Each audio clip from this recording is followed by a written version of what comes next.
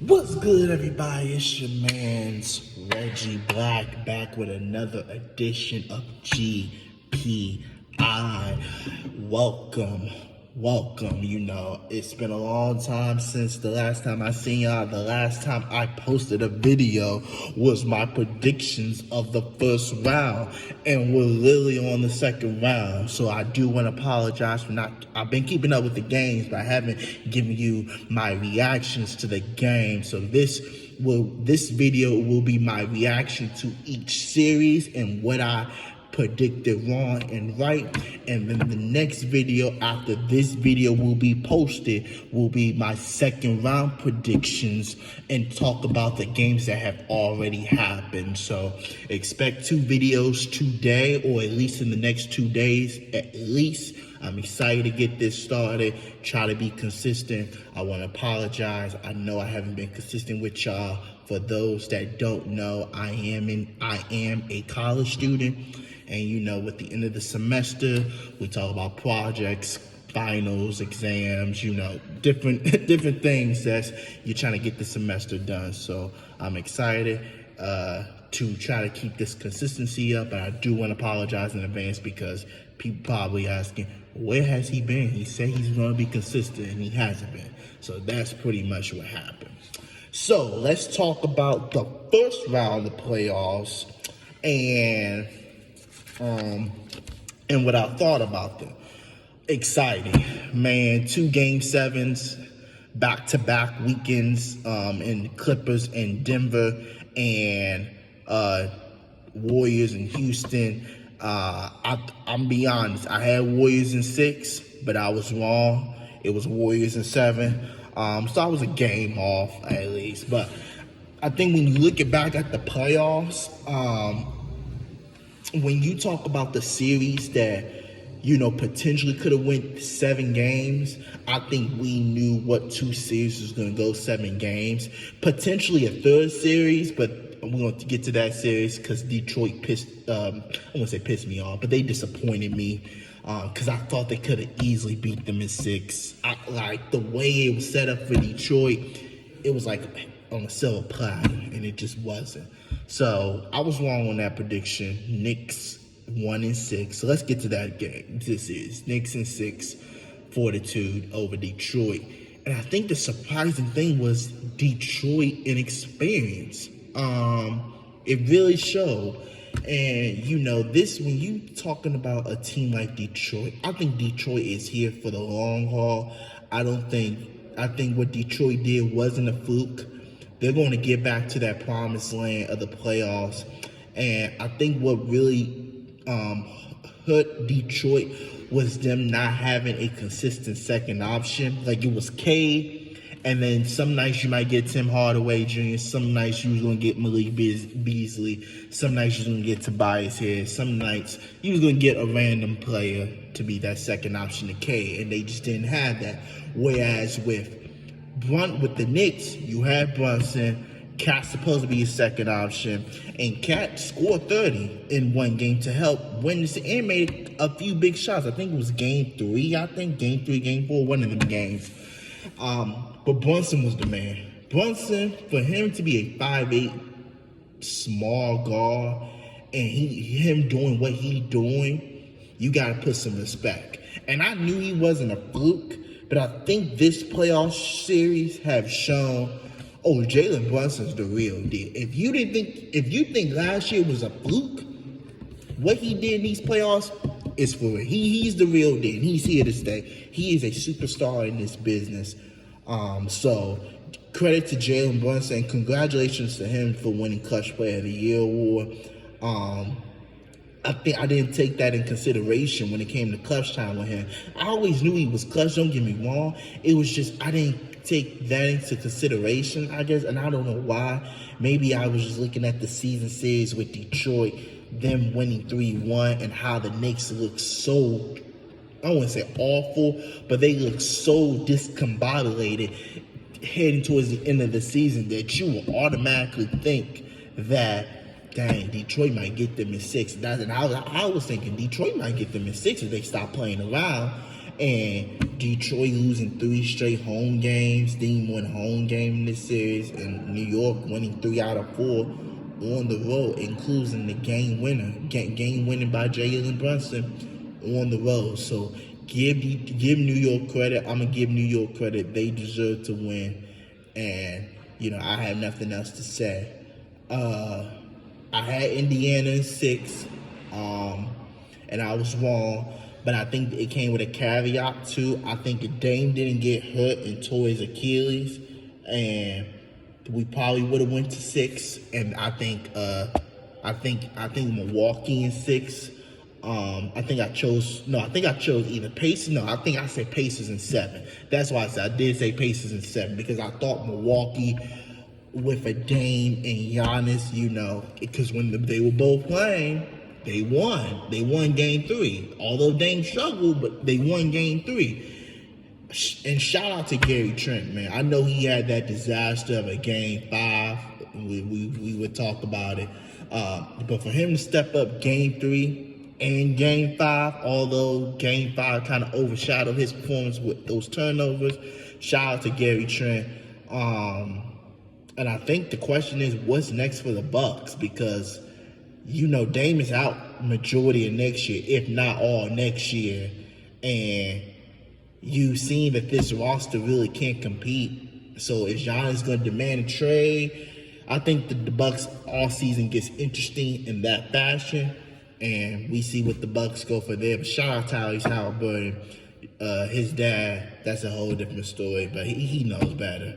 I'm glad what the NBA did what they did, because it's not fair. It's just not fair. If that was any other fan or any other person that did what Mr. Halliburton did, they probably would have gotten knocked out, cocked out, however you want to put it. They probably would have got their faces punched in. So because Giannis knew who it was, and he has he lives by grace, and he always, it's that code of honor with Giannis. Could have been a dangerous situation for sure. And even Tyrese said that, he said to the public that my dad was wrong. He didn't have to say it to the public, but the fact that he said it to the public, because he probably told his dad in private too, but the fact that he said it to the public shows that Mr. Halliburton was wrong. And I hope, he learned his lesson, and whatever the Pacers decides to do after the foreseeable future is on them. But I think for now, they made the right decision. I don't have to go over Memphis and OKC.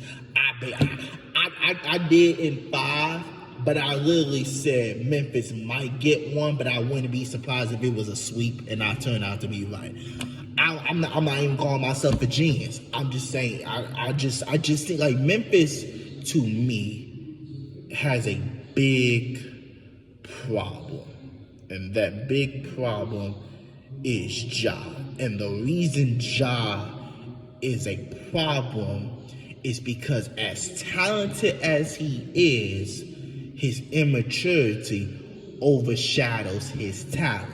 And they have a big problem because you had guys in the locker room that you consider your locker room leaders. Dylan Brooks, say what you want to say about him, but there was nothing about Ja getting in trouble around Dylan Brooks. And then the moment you let Dylan Brooks walk, and you came out and said, we not signing Dylan Brooks, because Ja was mad at Dylan Brooks' antics, but Ja didn't care about Ja. And I get it, Ja is a superstar to y'all, but what has Ja won? He hasn't won an MVP. He hasn't won a championship. He hasn't gotten to the Western Conference Finals. So, how much leeway Memphis is giving Ja? And I think that's the problem. They need a serious overhaul. And if that includes trading Ja, maybe, I'm not suggesting that they do. But I would not be surprised if Memphis says, you know what? I'm tired of this. We're tired of this. We're giving you so many chances. You have lost money. We're just going to trade you to another team and start over. Will Memphis probably get back into the same position that they was maybe a few years ago? Maybe, maybe not. but they just probably tired John his antics. And you can only push a man or only push somebody so far until it's over. And I think that's what they're gonna do. So Memphis and Bucks all season gets interesting. I think Bucks more because of Dame's injury and what's next for Giannis. But I would not be surprised if Memphis decides, you know what, it's time to trade Ja and cut their losses, unfortunately. Magic and Celtics, let's get to that series. That series went 5. I don't know how. I think I said in 5. I think I did say Magic will take 1, but it wasn't an easy 5 games. It was not easy. That was not an easy 5 games. And I'm just going to be honest and I'm just going to be upfront. That was not easy. That series was not easy for the Magic. And Jaylen Brown still nursing that injury. Jason Tatum got hurt in that series.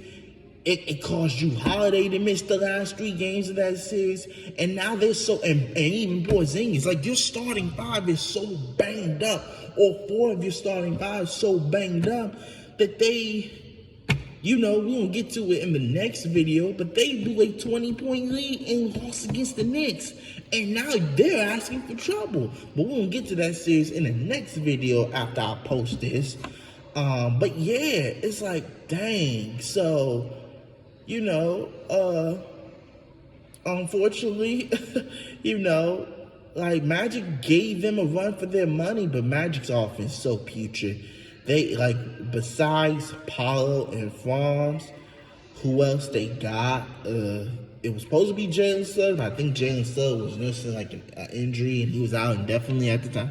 I don't know if he played this playoff. I think he didn't, though, but, Jalen Suggs got hurt. Cole Anthony was inconsistent. So, they just had a lot of inconsistency. So, if I'm the Magic, I think this offseason becomes very important because now this is about to be the 3rd year of Franz and Paolo. And I'm going to give somewhat this past year a pass because if you remember, the Magic started out hot. And then once Paolo went down, they kept afloat.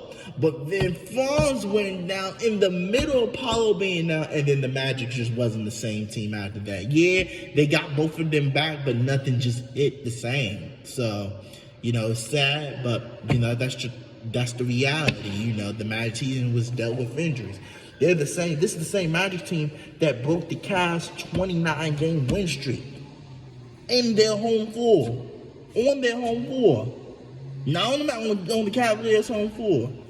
Cavs and Heat, I said this, I called it a long time ago. I said this was going to be a 4-0 sweep.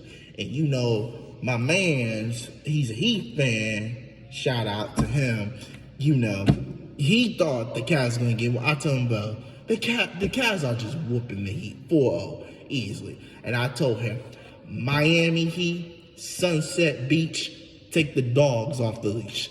Cavs in 4. Told him that I was proven to be right. And the Heat, it's time to get rid of Pat, man. I mean, there's nothing more to say. Just get rid of him. He's trash. I won't say he's trash, but he's past his time. He can't attract free agents to Miami. So yeah, past his time. And you see what Bam said afterwards. He said, talk to Pat Riley about changing. So, but the guys, they moved on and they blew a game 1 too. Think about it. And we're going to talk about this too. There's a potential possibility that all home teams blow their game 1s.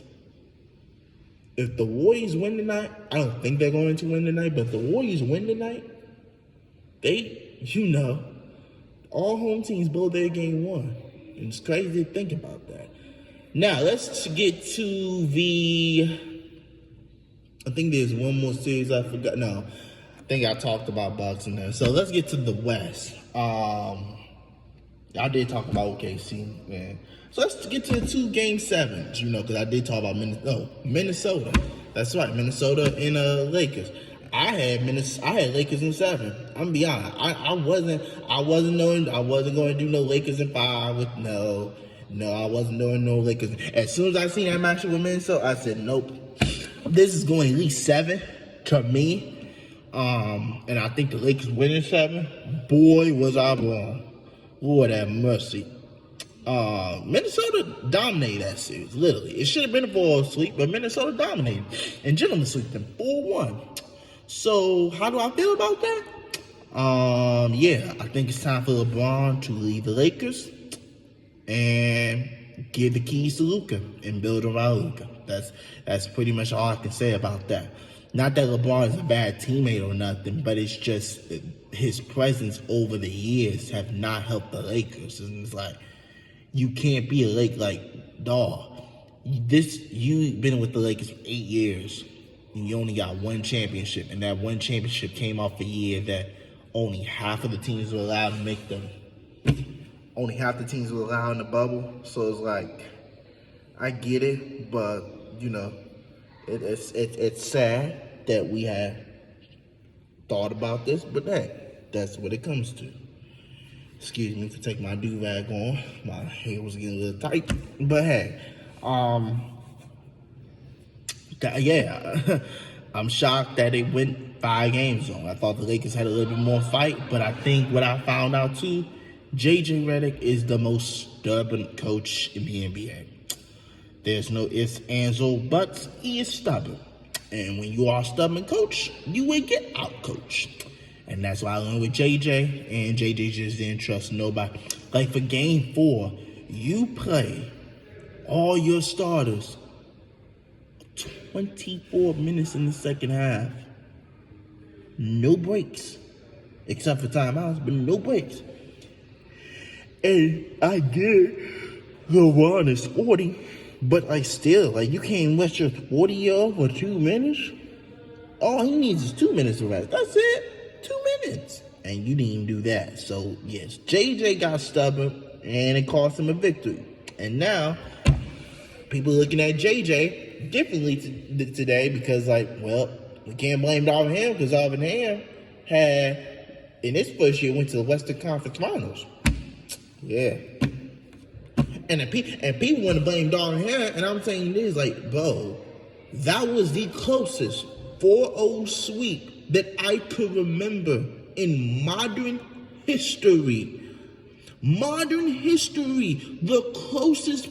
There was a stat that I said, bro, are you kidding me? Bro, Jokic was hitting crazy shots after crazy shot, but it came down to literally some possessions in the fourth quarter of each game that could have turned it out easily.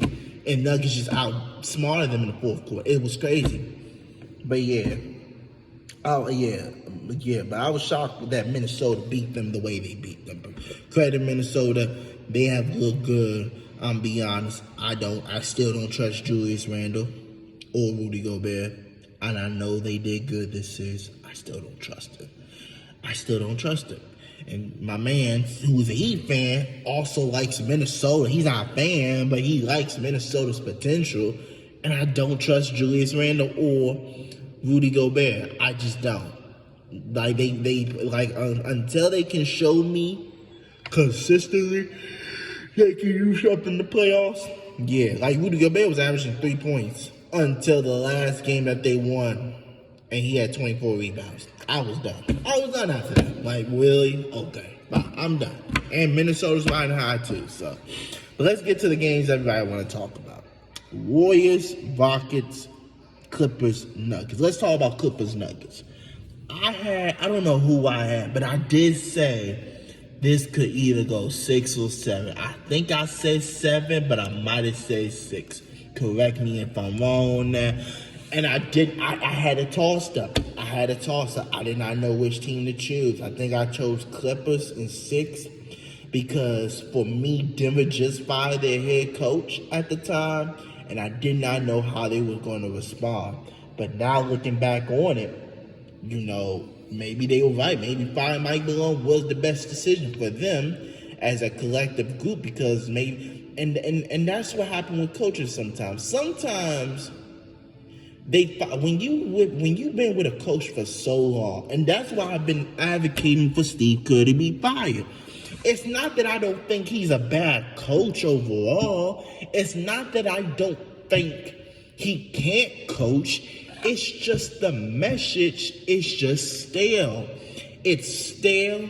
His system is getting stale. Everybody's going big and you're not trying to adjust. And I get it. You still have one of the best systems to play in, but people are countering it with getting big guys and trying to outbig you. And like the fact that Steve Kerr just not seeing it to me is like, it's diabolical. But, I'm not talking about Steve Kerr right now. I'm talking about, the Clippers and Nuggets because, I just thought, I thought for the Nuggets' sake, finding a head coach was going to be like a disaster and this and that, but it turned out to be a positive. And look, we're going to get into the next video. Aaron Gordon has been a monster this playoff. Like, if you had to say who's been the MVP for this playoffs, you can make a case for Aaron Gordon so far. You can. I'm not doing that, but if somebody came up to me and asked, who's been the MVP of the I asked them, who's been the MVP, and they told me Aaron Gordon, I wouldn't be mad. So I was just waving to one of the professors, so I wasn't looking at the camera. But hey, you told me Aaron Gordon, I would have said Aaron Gordon. And I'm be honest, like he's been a monster these playoffs already. So yeah, I thought the Nuggets was gonna lose. They proved me wrong, and the way they beat the Clippers, like dang. And like I didn't figure out, I think once Game 7 hit, I was thinking like a part of me was thinking, dang, James really may not show up this playoffs. And Lord behold, he choked. Who would have surprised there? But, congratulations to the Nuggets for moving on. And, for the other team, have fun in Cancun. I mean, that's all I can say about that. Have fun in Cancun. No disrespect, just have fun in Cancun. Now, Rockets and Warriors. I had Warriors winning, but I had them winning in 6. Shangun was right. Now, I'm gonna be honest. Rockets, they were playing too, I wouldn't say dirty, but they were not playing basketball. I'm just gonna be honest. They were not playing basketball. They were trying to play tackle football. Like, you're grabbing onto Steph Ball, and I'm thinking, okay, yes, you can play tough defense, but if you're not real, how you really playing tough defense?